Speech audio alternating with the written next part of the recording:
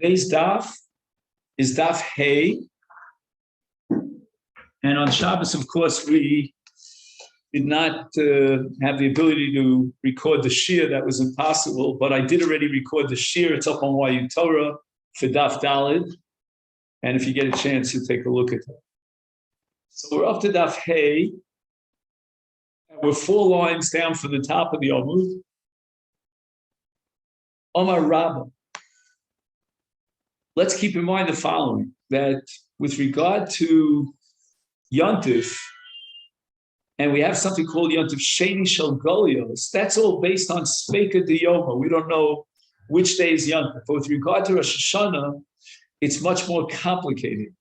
And the reason for that is because of something called Kedusha Achas, that both days of Rosh Hashanah have one sanctity. They're sort of integrated to form a 48-hour continuous Yontif. And that's called Yoma Arichta, a long day, Kedusha Achas. Now, what's the difference between a regular Yontif Sheni and Kedusha Achas? A regular Yontif Sheni is B'Toras Suffolk. We don't know if the first day is the real Yontif, if the second day is the real Yontif. Therefore, we have to juggle it from both sides. And we have to be Machmir Mitzad Suffolk. On the other hand, in Rosh Hashanah, we have this unique mechanism called Kedusha Achas, or otherwise known as Yom HaRichta, one long day. And that's B'Toras Vada. Not Suffolk, but Vada. Both days are Rosh Hashanah. As we said, it's a long holiday of 48 straight hours. The nafkamina between Suffolk and Vada, between Yontif Sheni Shel Golios, as a classic Yontif, any of the 3 regalim, as opposed to Rosh Hashanah as Yom HaRichta with a din of Vadai, will be the case of Beitza. Beitza Shenoda Bazeh, in the case of a regular Yontif, Muteres Bazeh. In the case of Rosh Hashanah, Asura Bazeh. So if you have a hen that laid an egg on the first day of Yontif, you can eat that egg on the second day of Yontif. If you have a hen that laid an egg on the first day of Rosh Hashanah, you cannot eat that egg on the second day of Rosh Hashanah. And I'm not saying that everybody agrees with this. See in the Gemara different possibilities, but nevertheless, this is what we have.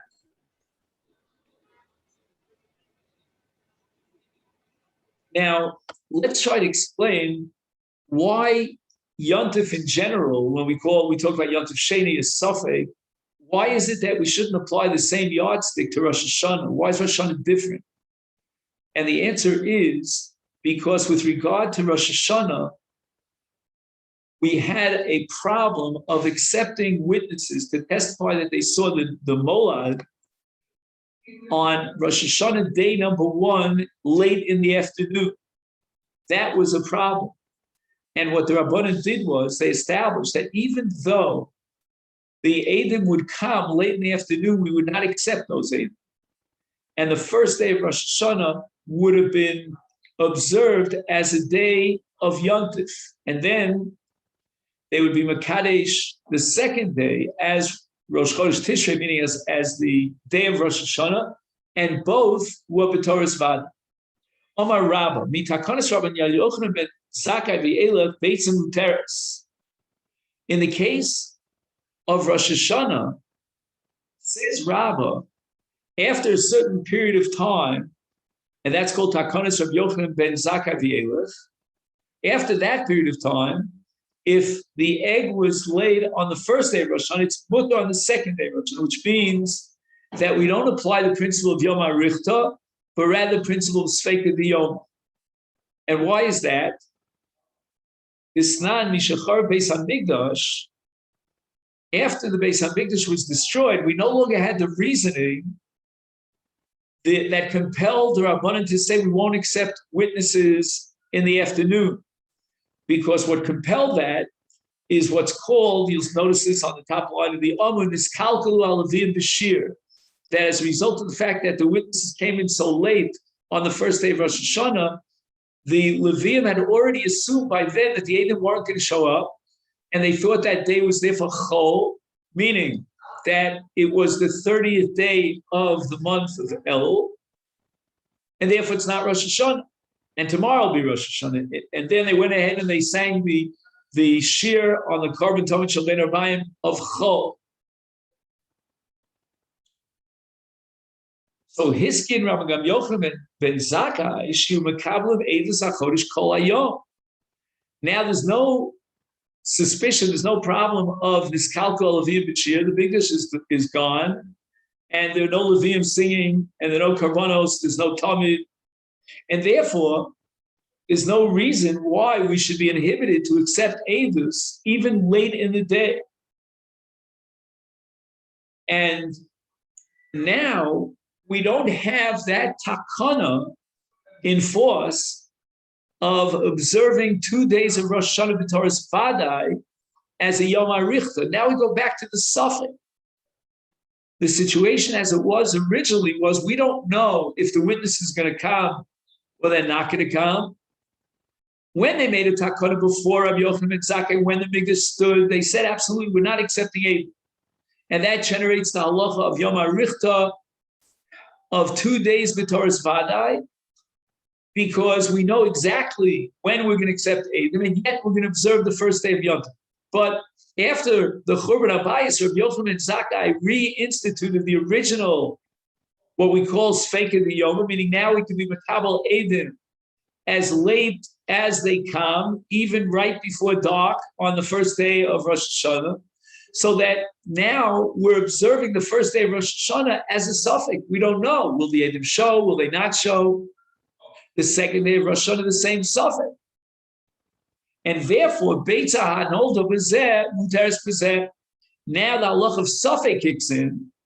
And if the chicken laid the egg on the first day of Rosh Hashanah, then we can eat it on the second day of Rosh Hashanah. Why? Because one of those 2 days is Chol. That means we're operating Midin Suffix. We don't know which day is the real day of Yom Tov. So then Mimarav Shach the Beitza is okay on the second day. If the first day was Yom Tov, the second day is Chol, I have no problem with books or any of those issues. If on the other hand, in truth, the first day was Chol and the second day is Rosh Hashanah, then that's okay, because then the Beitza was hatched before Yom Tov, before Rosh Hashanah on the first day, and therefore it's not Muktzah.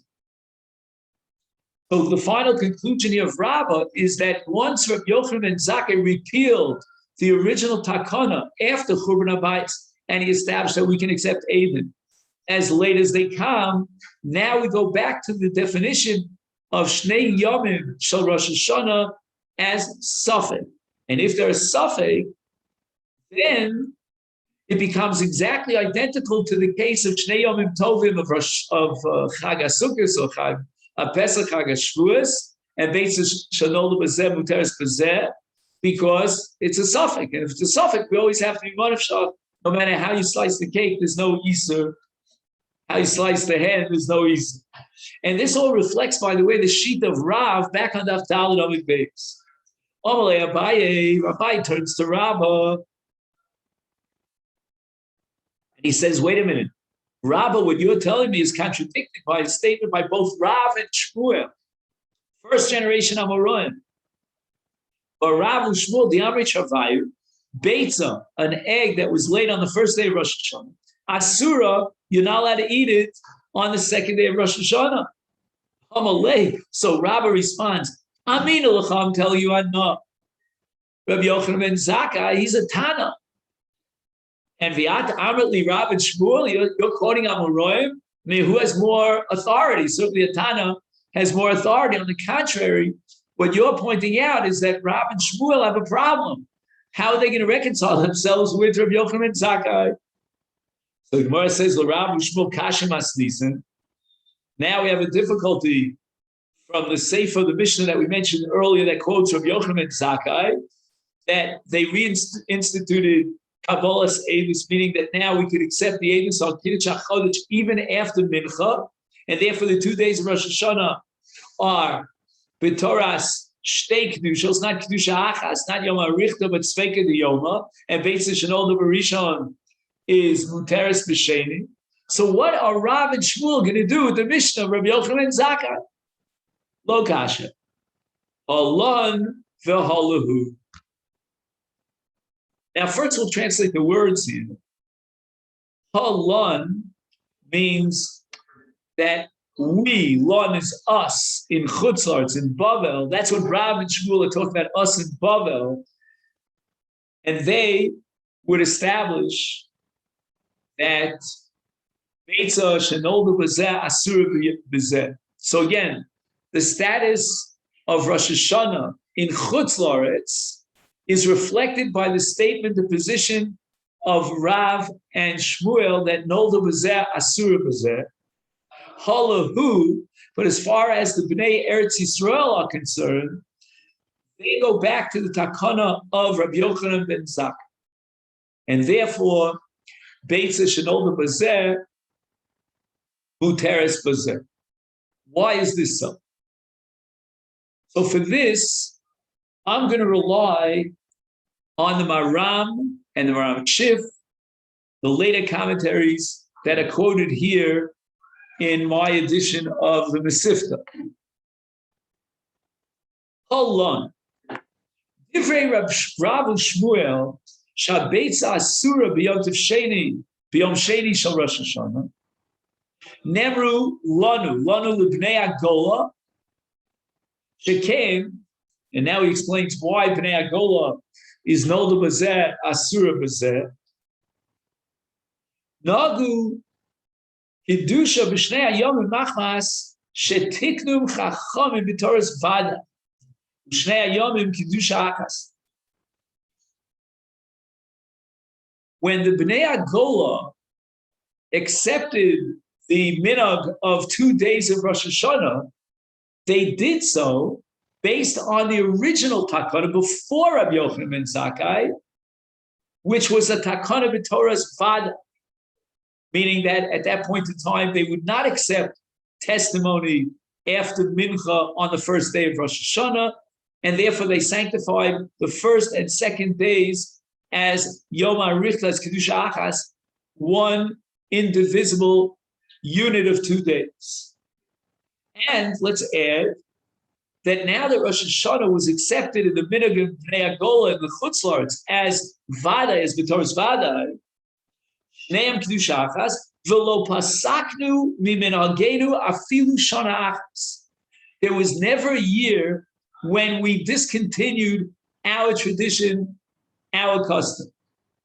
Nimtza, shegam liachar takanas Rabbi Yochanan ben Zakkai, even though Rabbi Yochanan ben Zakkai would change the situation, as indicated by the Mishnah, but that wouldn't affect us in the Bnei Agola, because Hadayin Anu Osim Shnei Yomim, we will observe the 2 days of Rosh Hashanah exactly the way we always observed it, from the beginning of time, so to speak, meaning from before Rabbi Yochanan ben Zakkai, because we never had a single occasion to discontinue our minhag.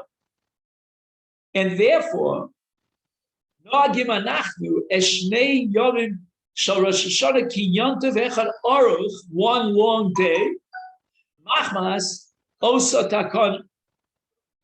So it's the original Takana as it existed when they did not accept Eidim in the afternoon, and when Rosh Hashanah was B'toras Vadai, as the Yom HaRichta, not Suffolk but Vadai, and therefore it's Beitza Shenoldu B'zeh Asura B'zeh. Halahu Masha Mashma Me'ah Mishnah Shal Beitza Muteres B'yom HaSheni. The Mishnah itself indicates by quoting the takana of Rabbi Yochanan ben Zakkai after the Churban that a Beitza that's laid on the first day of Rosh Hashanah, we're allowed to eat on the second Rosh Hashanah. Hainu lahem lahu lebnei Eretz Yisrael. Shekasher tikein Rabbi Yochanan ben Zakkai sheyikabu edim kol hayom haska etzlam hatakana rishona. In Eretz Yisrael, where they accept Eidim in the Bezdin, there they discontinued the original tradition, the original minhag, and now they would accept witnesses in the Bezdin even as late as a minute before Chashecha. The Pasku Etzlam discontinued Hatakana Rishona Sheyina Gushnei Yomi V'Toras Vadai. The original Takana of Toras Vadai was discontinued. The Osim Shnei Yomin. Why do they observe 2 days? Because the Eidim didn't count. The entire day 30 of El passed, and no Eidim showed up. So all that they did on the 30th day of El, which is the first day of Rosh Hashanah, was they were Noe Kiddush Sayom Mitzad Safek, always anticipating that maybe Eidim would come, because Rabbi Yochanan had repealed the original Takana, where they would not accept Eidim, reinstituted Kabbalah's Eidim, and now the whole day becomes a Safek. Would the Eidim come and maybe sanctify today, day 30, which would mean that Elul was Chaser, it was only a 29-day month, and day 30 is the first day of Tishrei. It's Rosh Chodesh, and therefore it's Rosh Hashanah. And therefore we have to be Noah Kiddush Sayom, just in case the Eidim will show up, and even if it's late in the day. The Af B'Yom Shloshim V'Echad, Shu B'Emes Rosh Hashanah. They were Noah the second day, which is the day of Rosh Hashanah. Ach me'achar shemikomakom isbar lo mafresh yom harichon uchol habeitza shenoldu muteres b'yom hasheni. How we matir the Beitza on Yom HaSheni after it's Yontif? But the answer is that now we clarify the original suffix. We thought that maybe the Eidim would come on the 30th day of El, meaning yesterday, the first day of Rosh Hashanah. They didn't show up. Now that the Bezdin is Makadosh the second day of Rosh Hashanah is Rosh Hashanah, now L'mafreya, retroactive, we know that yesterday was nothing, it was Chol. And in parentheses, I would wonder what they do as far as brachos and tfilos and so forth and so on. But the bottom line is that yesterday was Chol, and therefore we can eat the Beitza today on what's really, really Rosh Hashanah. Now the Gemara quotes Rav Yosef. He has a different view. Rav Yosef Amar Af mitakonis Rav Yochanan and Zakkai v'yelech. Even after Rav Yochanan and Zakkai would repeal the original takana, replace it, and now we can accept Eidim the whole day. Beitza, Asura, nevertheless, the egg is prohibited on the second day. Why should that be so, my time? After all, once Rabbi Yochanan and Zakkai repealed the original takana, and now we're in a situation where we can accept Eidim the whole day, the entire first day, which is day 30 of El, we have to observe as Safek, anticipating the possibility that maybe Eidim would show up. And then, when they don't show up, and we're Makadesh tomorrow as Rosh Hashanah, now we go in Milsa that day 30 of El was a day of Chol. If it makes such an old says Rav Yosef, there's another principle that you have to introduce. And that's called Davar Sheb'Minyan. What's a Davar Sheb'Minyan? The word minyan means counting. And what happens is that whenever the Chachamim institute a new injunction, they require what's called Amida Leminyan. What does that mean? We're not talking about a minyan in shul. We're talking about voting. And voting is called a minyan. Now, once they voted and majority rules and the Bezdin decided to enact a certain enactment, you cannot repeal that enactment unless under very, very unique and restricted circumstances, which we'll see and learn about very soon. What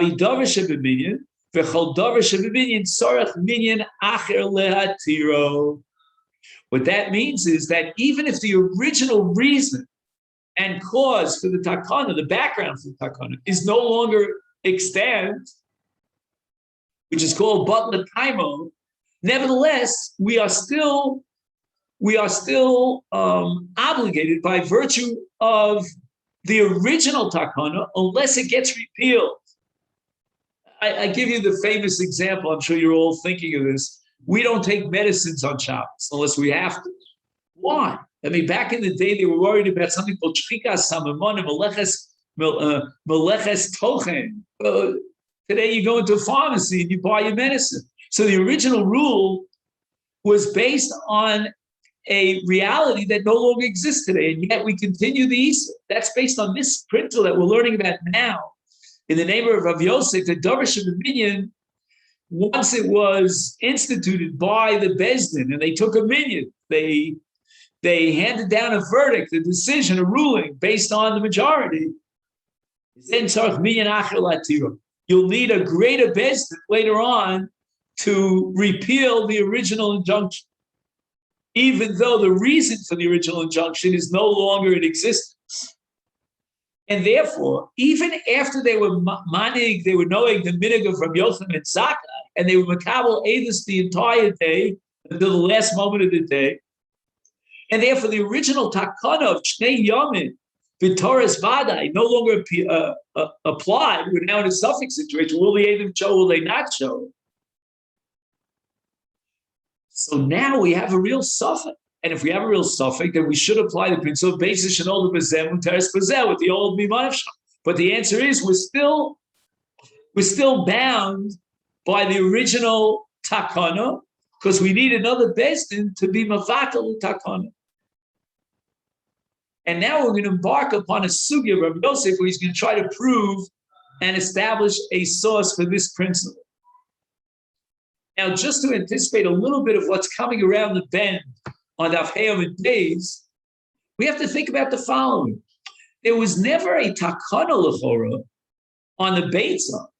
The takana was on the Eidim, whether we will accept the Eidim after Mincha, we won't accept the Eidim. And the spin-off, the result, is the status of the Beitza.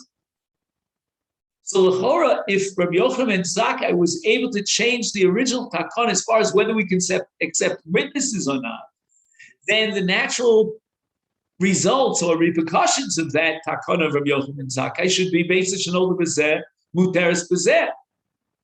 You follow my point? It was never an original takana on the Beitza. The original takana was on Eidim.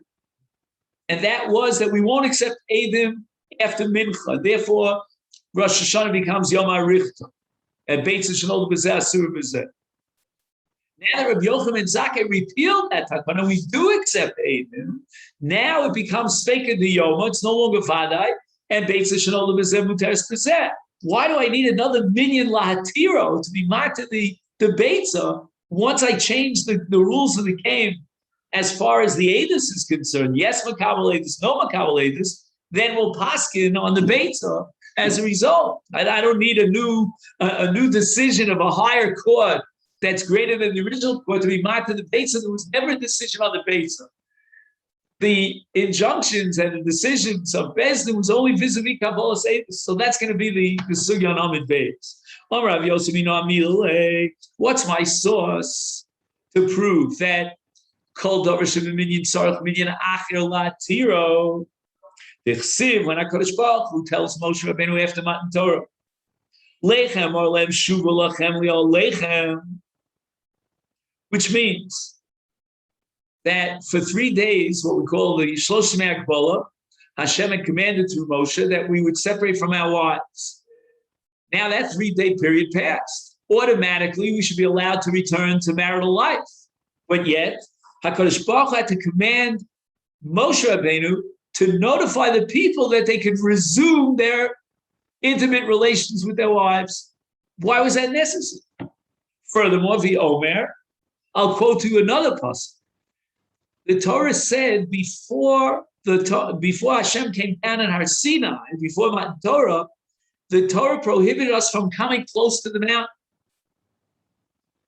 And in Parshas Yisro, it says, "B'mshol chayovel hema yalu bahar," meaning after Matan Torah, they would blow the sounds of a shofar to notify the people that now they're allowed to climb up the mountain. The Shekhinah's left.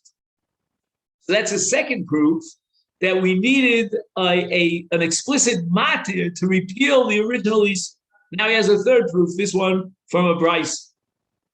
The Brisa we're about to study is an embellishment of a Mishnah in Masechet Masechet. Now keep in mind that Ravai has the same status as Masechet. Ravai means the produce of the trees of the land of Israel in the 4th year. first 3 years they're Orla, the 4th year they're Ravai, and the status of Ravai is identical with the status of Masechet. Masechet, which is given on the 1st, 2nd, 4th, and 5th years of the Shemitah cycle, and Masechet lends itself to pidyon. You powder the Masechet, the fruits, onto Damim. You take the Damim to your Chalayim and you eat it there, the Kedusha B'Tara. Same thing applies to Ravai. And yet, Vaya Ola Ker Ravai, Vaya Ola L'Yushalayim, Mahalach Yom Echad L'Chol Tzad. In other words, if you lived in the, what's a good word in English, the outer periphery, we'll call it, of Yerushalayim, we'll see exactly at what distance, within a certain distance of Yerushalayim, right? Which is that planet that has that thing around, that's Saturn? Yeah, the rings, yeah. So there's a ring around Yerushalayim, like the ring around Saturn. If you live within that ring, meaning close proximity to Yerushalayim, no pidyon. You're going to have to schlep your peros of Ravai, which means the grapes, to Yerushalayim. And that was the Takonis Chachamim. On a Deraisa level, the Torah permits you to be podeh. Like my Sesheni, you take the domim of Kerem Ravai and you bring it to Yerushalayim and eat it there. But the Rabbanim prohibited it if you live in close proximity to Yerushalayim. How close to Yerushalayim do you live? So the Gemara, the Mishnah delineates certain landmarks. There's a place called Elas Minatzof on the north. It's anywhere near Elas, Akrabas, Minadorom, Lud, Minamarov, Yarden, Minamizrach. These are all on the 4 directions outside Yerushalayim, north, east, west, and south. These are the close proximity places, and there the Rabbanan required them to forego pidyon and instead to bring the peros to Yerushalayim. Why did the Rabbanan make such a takana? Omar Ula, and others say, Tema Rabbi Barachana, Rabbi Yochanan, my time, what was the reasoning behind such a strange takana to prohibit pidyon and require that they bring the grapes of Ravai straight to Yerushalayim? Kidei la'ater Yerushalayim b'peros. And here I would suggest that we don't interpret or translate the word li'ater literally. Li'ater here, which literally means, to crown something. Here in this context, it means l'harbos. L'harbos means we want it to be a large volume, multitudes of volumes, myriads of volumes of peros in Yerushalayim. So instead of allowing them to be poded, and then they'll have to buy fruits in Yerushalayim, bring your own fruits along. And they used to bring other fruits along once they made the trek to Yerushalayim, other than Kerem Ravai. And this would flood Yerushalayim with peros. And why did the Rabbanan want to do so? Because they wanted to break the market, so to speak. This law of supply and demand. If there's low supply and high demand, the price goes up. If there's high supply, then the demand is going to go down and the price goes down. So to create an inundation, a flood of peros to Yerushalayim, they require those people who are in proximity of Yerushalayim to bring these anavim of Kerem Ravai into Yerushalayim and eat it in Yerushalayim. They would bring, as we said before, other fruits that were chulim, that were heter, and that would bust the price, the very high price that they were asking for in Yerushalayim for peros. I wish they would do such a thing today. I don't know. I tried to buy some grapes the other day. They were ridiculously expensive. All right, I rely on the fact that, Hotzah Shabbos, they don't subtract from your salary. But anyway. Now, Tanya, on this Mishnah, we have a brisa. Kerem Ravai Hoyelo Rabbi Eliezer, the Mizrach Lud, right? Imagine Lud is on the Ma'ariv side. So he was on the eastern side of Lud, meaning he was within the periphery, within the ring, as we said. And, the Mizrach Lud, Bitzad Kfar Tavi. Anyway, he was in the Tchum, close to Yerushalayim, and therefore he would have to bring his Ravai, according to the enactment to Yerushalayim,